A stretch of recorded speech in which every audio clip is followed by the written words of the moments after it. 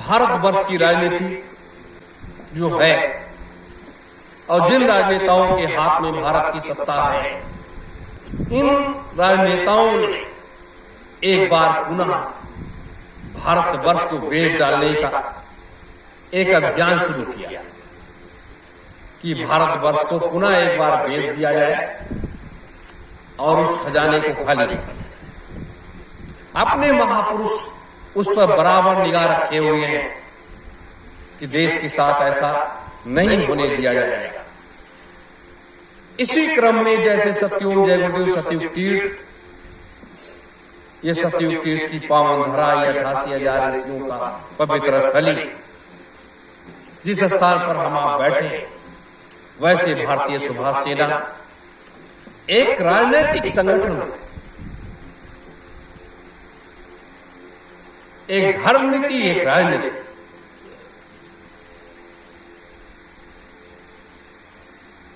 तो भारत की राजनीति में एक अमूल चूल बदलाव लाने के लिए, भारतवर्ष की व्यवस्था को बदलने के लिए, भारतवर्ष में एक नई शासन व्यवस्था की स्थापना के लिए अपने लोगों ने आगे कदम बढ़ाया। आज इस संगठन की कमान माननीय विदुषी कुमारी संगीता शर्मा, जिनको हम दीदी मां के रूप में मानते हैं, उनके हाथों में ये कमान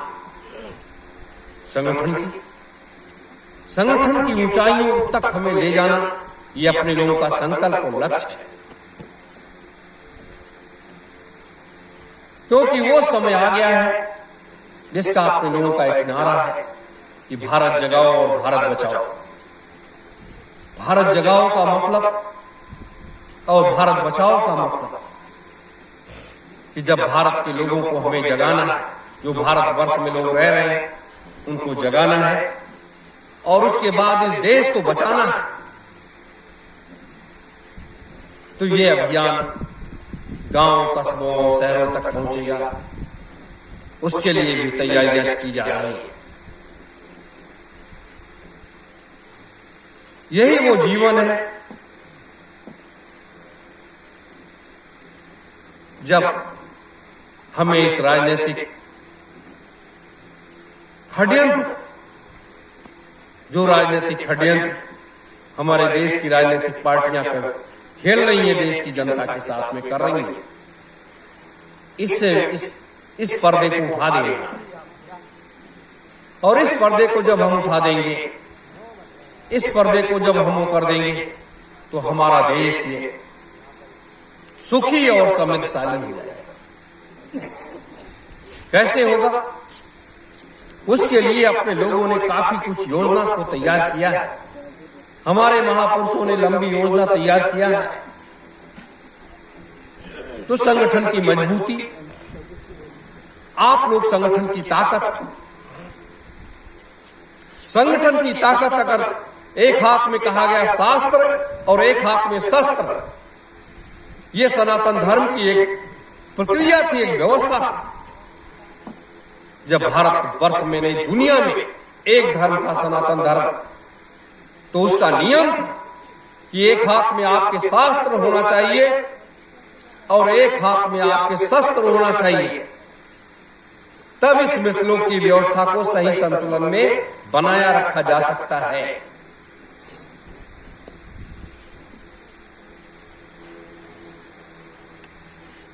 तो उन्हीं चीजों को पुनः लागू करने के लिए ये संगठन अपने काम को अंजाम दे रहा है।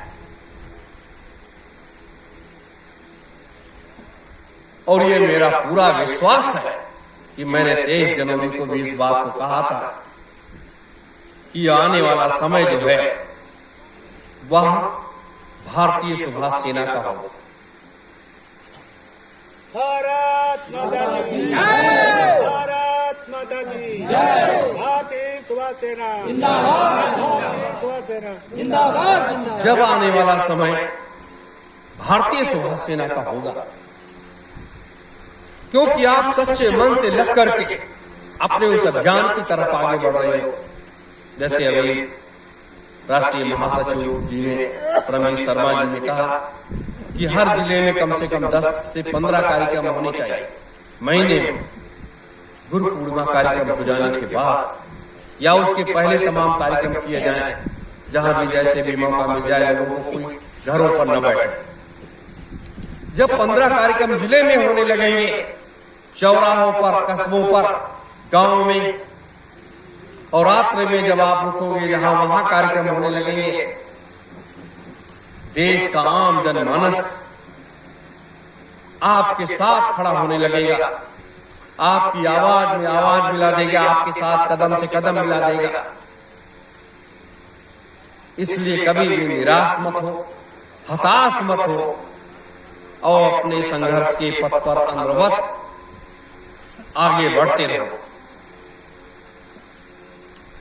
यही मेरा आप सबों से कहना है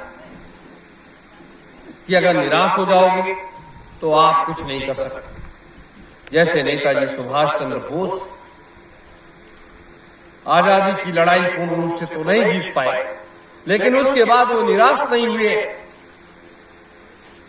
आज भी अपने महान संकल्प को लिए और सतत प्रयास कर रहे हैं। उसी तरीके से हमें निराश और हताश नहीं होना चाहिए।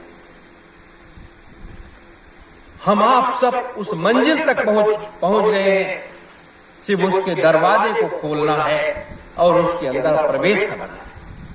वहां तक पहुंच चुके हैं। तो ऐसे महापुरुषों के सानिध्य में हम आप सबको जाना चाहिए।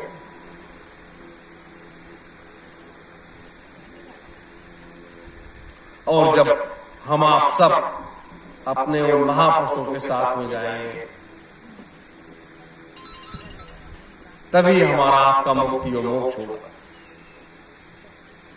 ये सतयुग तीर्थ की पावन धारा ये बार बार बुलाती है।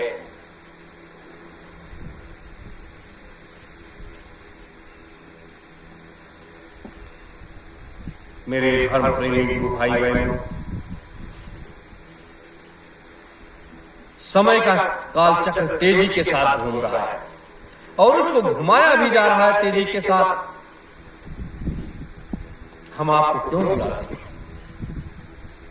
हम क्यों कहते कि ये चीज मैं बांट रहा हूं, ये प्रसाद के रूप में आप ले लो?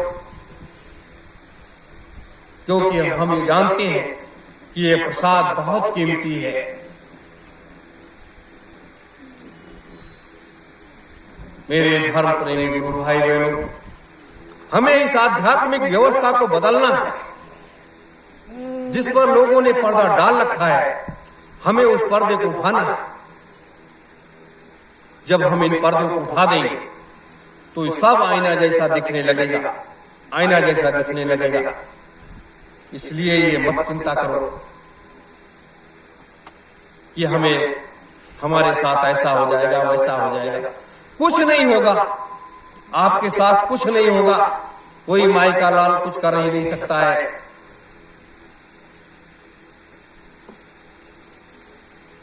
ये जीवन हम आप सबका धन्य हो गया कि जो ऐसे ऋषियों के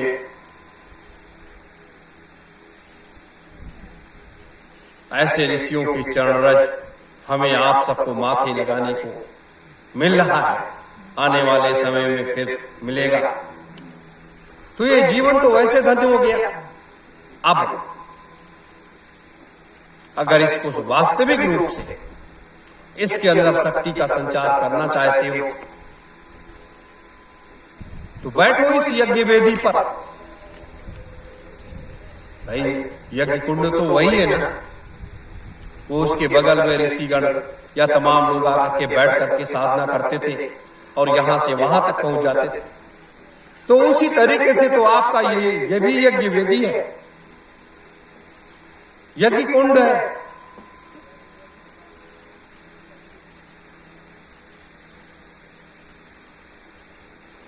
मेरे धर्म प्रेमी गुरु भाई बहनों, समय को पहचानो और समय के साथ चलना सीखो। इसलिए आप सब लोग समस्त कार्यकर्ता पदाधिकारीगण अपनी अपनी जिम्मेदारियां समझें। अपने घरों से 4 दिन 5 दिन का समय आश्रम के कार्य के लिए भी दीजिए।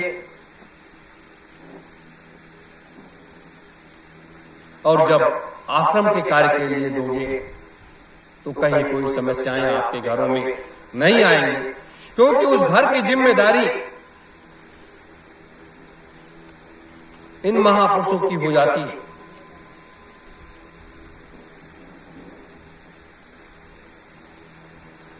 मेरे धर्म प्रेमी गुरु भाई बहनों, ये कुछ बातें थी जो मैंने आपके बीच में रखी हैं।